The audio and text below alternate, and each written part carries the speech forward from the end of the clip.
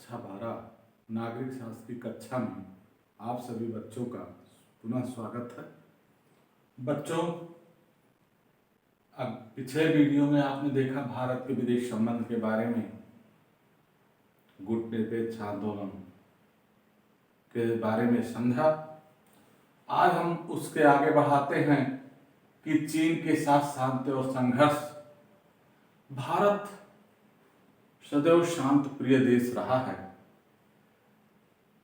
लेकिन पड़ोसी देशों के साथ इसके संबंधों में निरंतर उतार चढ़ाव आते रहे।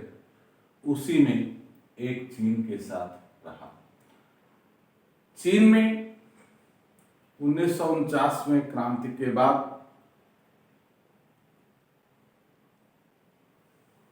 29 अप्रैल 1954 को चीनी राष्ट्र और भारतीय प्रधानमंत्री के मध्य पंचशील घोषणा हुई। एक समझौता हुआ। उस समझौते में 5 बातें थी। एक दूसरे के आंतरिक मामलों में हस्तक्षेप न करना, एक दूसरे पर आक्रमण न करना, शांतिपूर्ण से अस्तित्व का भाव रखना, ये सब बातें उसमें शामिल थी बच्चों। लेकिन 1957 से 59 के बीच में चीन ने अक्साई चीन भारत के एक हिस्से पर अपना आधिपत्य कर लिया। पुनः उसी मध्य अरुणाचल प्रदेश पर भी उसने अपना अधिकार जमाया। जो 1959 के आसपास अक्साई चीन पर कब्जा हुआ था, उससे वो पीछे नहीं हटा। तनाव बढ़ गए। जो हिंदी चीनी भाई भाई का नारा 1954 में लगा, उसमें गतिरोध उत्पन्न हुआ 1957 के बाद। और 1959 में ही जो तिब्बत था, उस पर चीन ने अधिकार कर लिया और वहां के दलाई लामा जो बौद्ध गुरु थे, वे भागकर वहां से आए। उन्होंने भारत से शरण मांगी और भारत ने 1959 में उन्हें दलाई लामा को शरण दे दिया। आज भी वे धर्मशाला में भारत के रहते हैं। इससे तनाव बढ़ गया। 1962 में चीन ने भारत पर आक्रमण कर दिया और अरुणाचल प्रदेश के तनाक हिस्सों को असम के द्वार तक पहुंच गया। बाद में समझौते के बाद जब युद्ध शांत हुआ, पुनः उसके सैनिक युद्ध के पहले की स्थिति में लौट गए। 1974 में लगभग उस युद्ध के 12 वर्षों के बाद पुनः एक बार कुछ संबंध सामान्य हुए और राजनयिक संबंध दोनों देशों के मध्य स्थापित हुए। उसके बाद संबंधों को सामान्य करने के लिए 1979 में तत्कालीन भारतीय विदेश मंत्री अटल बिहारी वाजपेयी जी, जो उस समय विदेश मंत्री थे, उन्होंने चीन का दौरा किया। बच्चों, इस तरह से देखा जाए तो चीन के साथ हमारे संबंध निरंतर उतार चढ़ाव भरे रहे हैं। वर्तमान समय में गिलगित क्षेत्र को लेकर भी भारत के साथ चीन के संबंध तनावपूर्ण स्थिति में बने हुए हैं। लेकिन उसके बाद भी निरंतर वार्ताएं जारी हैं, जिससे कि स्थिति को सामान्य किया। बच्चों, आगे बढ़ते हैं। भारत के विदेश संबंधों में अगला बिंदु है पाकिस्तान के साथ युद्ध का श्राप। आप जानते हैं 1947 में जब देश आजाद हुआ तो 2 राष्ट्र बने, भारत और पाकिस्तान। उस समय अनेक देशी रियासतें थी जिनको लेकर अनेक शंकाएं मन में उभर रही थी। कश्मीर उसमें से एक प्रमुख था। पाकिस्तान कश्मीर को अपने भाग में मिलाना चाहता था, अतः उसने कबीलाई आक्रमण के बेस में अपने सैनिकों को उतारा और 1948 में भारत पाकिस्तान के मध्य संघर्ष हुआ। उस कबीलाई आक्रमण से बचने के लिए वहां के राजा हरि सिंह ने भारत से मदद मांगी। भारत ने कहा कि जब तक आप विलय पत्र पर हस्ताक्षर नहीं करेंगे हम मदद नहीं कर पाएंगे। अतः वहां के राजा ने कश्मीर के भारत में विलय के घोषणा पत्र पर हस्ताक्षर किया और भारत कानून बना और भारतीय सैनिकों ने वहां से कबीलाई आक्रमणकारियों के वेश में पाकिस्तानी सैनिकों को बाहर निकाल दिया। ये स्थिति तभी से तनावपूर्ण बनी हुई है। अधिकांश नदियां, सभी नदियां लगभग कहिए भारत से होकर ही गुजरती हैं और उसके जल को लेकर पाकिस्तान के साथ मतभेद थे। अतः 1960 में सिंधु नदी जल संधि समझौते पर हस्ताक्षर हुए। उसके बाद 1965 में पाकिस्तान ने भारत पर आक्रमण किया, जिसका भारत ने के सैनिकों ने वीरतापूर्वक जवाब दिया, उन्हें खदेड़ कर पीछे कर दिया और इस युद्ध के दौरान ही शांति स्थापित करने के लिए जनवरी 1965 में ताशकंद में समझौता हुआ और इस समझौते में ही हमने अपने प्रधानमंत्री को खो दिया। लाल बहादुर शास्त्री की अचानक रात में ही ताशकंद में मृत्यु हो गई। भारत को यह आघात लगा। उसके बाद पुनः पाकिस्तान मुक्ति खाने के बाद जो दो भागों में था पाकिस्तान, पूर्वी पाकिस्तान और पश्चिमी पाकिस्तान, उन दोनों के मध्य आपसी कटुता का भाव था, भले ही एक देश रहे हों। पूर्वी पाकिस्तान के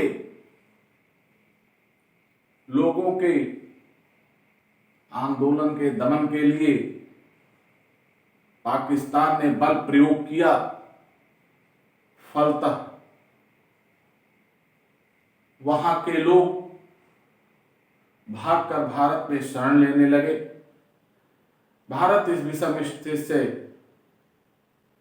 गुजरा कि उसे क्या करना चाहिए, लेकिन अंतोगत्वा भारत ने हस्तक्षेप किया और पाकिस्तानी सैनिकों को आत्मसमर्पण करने पड़ा और एक नए देश बांग्लादेश का 1971 में उदय हो गया।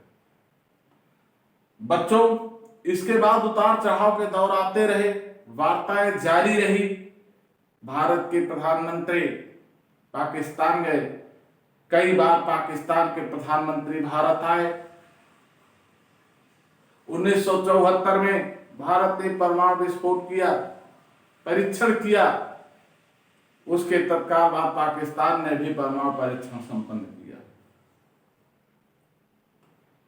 1999 में मई जून के महीने में पाकिस्तान ने कारगिल की चोटी पर अपना जब अधिकार कर लिया तो भारतीय सैनिकों ने मुंह तोड़ जवाब देते हुए पाकिस्तान को वहां से बाहर कर दिया। चूंकि वो भारत का हिस्सा था, अभिन्न अंग है, अतः भारतीय सैनिकों ने उसे पाकिस्तान से मुक्त कराया। उसके बाद गतिरोध की स्थिति बनी रही,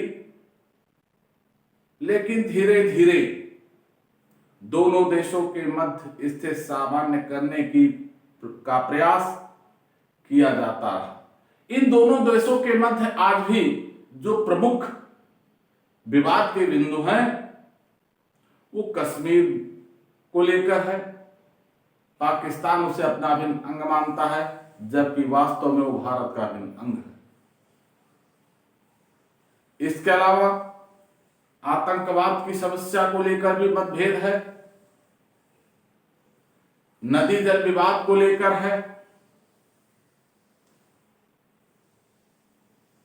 इन सब विवादों के बाद भी भारत सदैव शांतिपूर्ण सह अस्तित्व के तहत पाकिस्तान के साथ मधुर संबंध बनाए रखने के लिए प्रयास। बच्चों, अगले बिंदु की तरफ आते हैं, भारत की परमाणु नीति। देखिए, विश्व में अनेक घटनाएं चल रही थी, शीत युद्ध का दौर था, विश्व में तनाव के माहौल थे, दोनों महाशक्तियों ने वर्चस्व स्थापित करने के लिए छोटे देशों का अनेक तरह से उपयोग किया। ऐसी स्थिति में भारत को अपने पड़ोसियों के साथ हुए युद्ध के अनुभव ने परमाणु संपन्न राष्ट्र बनाने के लिए प्रेरित किया और फलतः भारत ने मई 1974 में परमाणु परीक्षण कर अपने को परमाणु संपन्न देश घोषित किया। पाकिस्तान ने भी परमाणु परीक्षण किया, लेकिन भारत ने उसके बाद 1999 में परीक्षण किया। इन स्थितियों में विश्व के अनेक संपन्न देशों के विरोध का भी सामना करना पड़ा, लेकिन भारत सदैव से यह कहता रहा कि उसका परमाणु परीक्षण शांतिपूर्ण उद्देश्यों से किया गया है। इसका उपयोग वह सदैव मानव कल्याण के लिए शांतिपूर्ण ढंग से इसका उपयोग करने के लिए कटिबद्ध है। कभी भी भारत ने परमाणु संपन्न देश होने का दंभ नहीं रखा। वह अपने पड़ोसी देशों के साथ कभी इसका धौंस नहीं दिखाया। भारत अपनी एकता, अखंडता, प्रभुता को बनाए रखने के लिए कटिबद्ध है। साथ ही साथ पड़ोसी देशों के साथ भी मधुर संबंध बनाना चाहता है। इसीलिए बराबर के स्तर पर उन्हें सहयोग भी करता है, लेकिन पाकिस्तान के द्वारा भारत के इस प्रयास को सदैव असफल करने का प्रयास किया जाता है। विश्व के मंचों पर पाकिस्तान सदैव भारत के खिलाफ दुष्प्रचार करता रहा, लेकिन वर्तमान में विश्व ने भारत के क्षमता को पहचानते हुए, भारत के उद्देश्यों को पहचानते हुए उसके बातों को सराहा। उसे परिशोधित यूरेनियम जो देने के लिए उसने रोक लगा दिया था विश्व समुदाय ने, उसे भी अनेक देश देने लगे, क्योंकि उसका उपयोग भारत ऊर्जा के लिए करता है, ना कि मानवता के हानि के लिए, मानवता के विकास के लिए। अतः भारत की जो परमाणु नीति है वह अपनी क्षेत्रीय एकता, अखंडता, संप्रभुता बनाए रखने के साथ मानव कल्याण के लिए उसके उपयोग का है। इसके साथ ही बच्चों ये अध्याय समाप्त होता है। धन्यवाद।